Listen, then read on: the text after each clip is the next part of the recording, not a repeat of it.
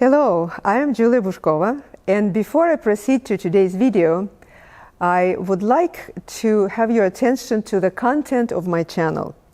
The thing is that I receive a lot of comments, good comments, in which a lot of times also I get questions and requests to please make a video on such and such topic. The fact is that I have made a lot of videos. There are, I believe, over 100 videos now on my channel, and I covered a lot of topics. So a lot of times there will be the topics, they're already there.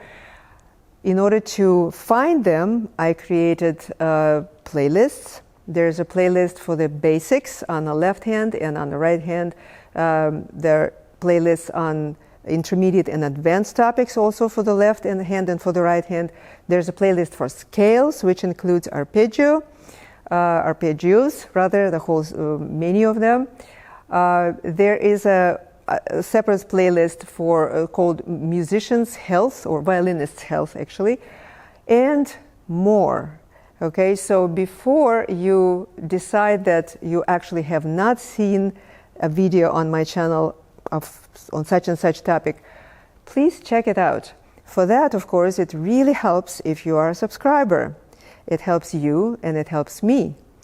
If you subscribe and hit that bell button, you will be notified of next special things going on, for instance, like live streams. Live streams have been very popular and very helpful, I believe, because there I communicate with you directly. I answer your questions. So with all that, please subscribe, please hit this bell button, and now I will proceed to actually video of today. The topic of today's video was requested by several of you, my subscribers. And so today I'm going to be showing the fingerings for 3-octave arpeggios. I started this topic earlier, showing all arpeggios that we usually do in 2 octaves, so that was all in first position. And now we're in 3 octaves, and therefore, of course, we shift. Assisting me today in this video is my student, Miguel Guillén, who is now working on the D minor and D major scales, and therefore, of course, plays arpeggios from the note of D. So when we do our arpeggios, I prefer that my students play 8 arpeggios, which is major, minor, major, minor, major, minor, diminished 7th, and dominant 7th. And the major minor are from the triad first, and then first inversion, second inversion, then we go to the 4-note arpeggios. Okay, so Miguel, let's start with the first one. We start in a D major scale, or D minor scale, starts in 3rd position with the 2nd finger. Therefore, of course, you will start with the 2nd finger for your arpeggios, right? So first one is D major.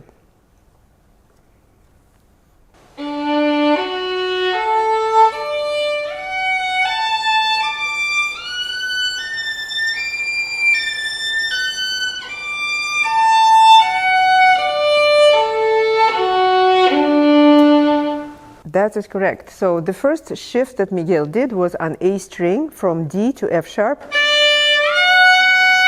Second was on E string from the D to F sharp.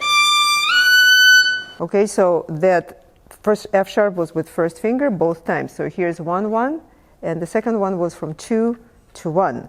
And you will see that this fingering pretty much is all we use in 3-octave scales. No change, but the shifts stay the same. Next one will be D minor arpeggio, and the only thing that changes is that you will go to F natural, but it's the same shift, the same position even. Okay, so let's do the D minor.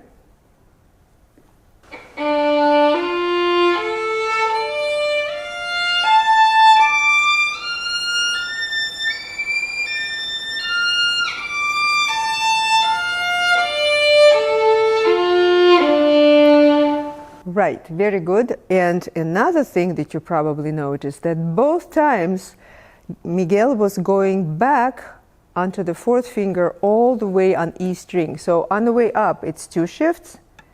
So one more, and then on the way back, all the way here. All right? So, and that again stays for everything, including the last 2. All right, next one will be the first inversion of B flat major chord. Why? Because we just want to change only one note. So let's show that. We are changing A to the B flat, correct? Yeah.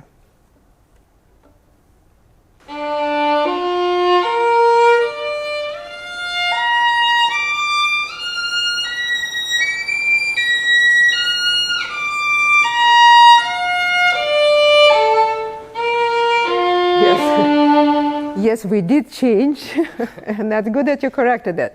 Yeah, the B flat is there instead of A. All right, so we're not going to repeat this. He got it, and you got it, and we'll go to the next one, which will be the first inversion of B minor now. So both fingers will move half step up.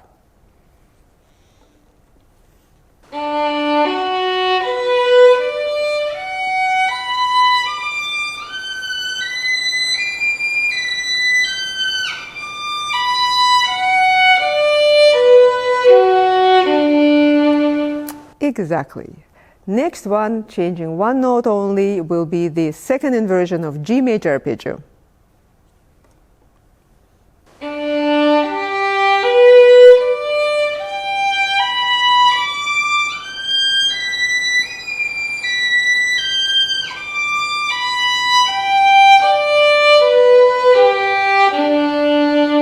Yes, and in this case, our shifts are from D to the G.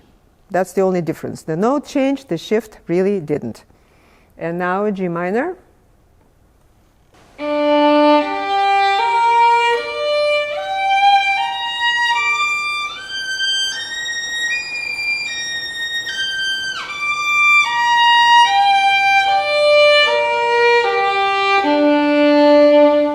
Exactly. So the only difference here also is a kind of nice thing that both times when we go to the G, we go 1-1. We don't even have 2-1 as we had in the previous arpeggios. That's all. Now we return to the shift that will go to the F natural because we will be doing the diminished chord, diminished seventh.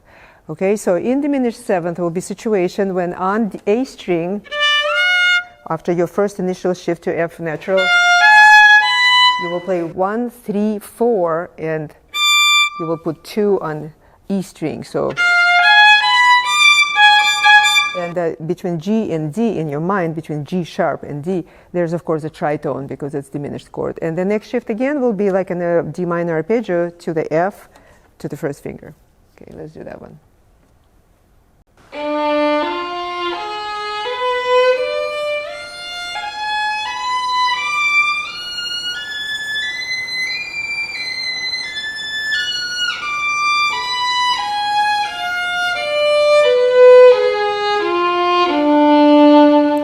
Yes, and to conclude, our sequence is the dominant seventh chord.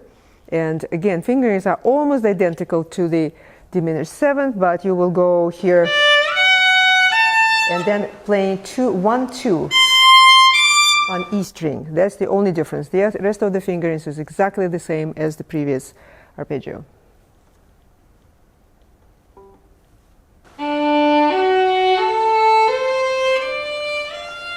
No, we're in dominant seventh.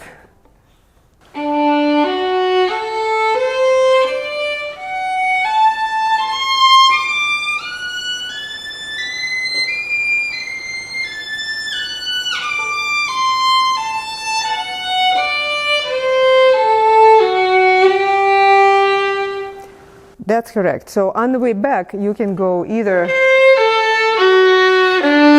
finishing on D string, but because we like to resolve it, we go here 1, 1, and we arrive into the G major. So this concludes the sequence of arpeggios, the 8 arpeggios that we did. And now I want to ask Miguel, who is playing also Wieniawski concerto right now, third movement of Wieniawski concerto. Do you have any passage in your mind in Wieniawski that reminds you of this scale that you're doing? Yes. Yes, okay.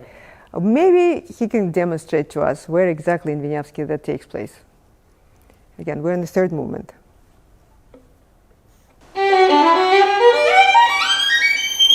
Exactly. Okay, and now in order to give it a little bit more musical context, you can start earlier a little bit.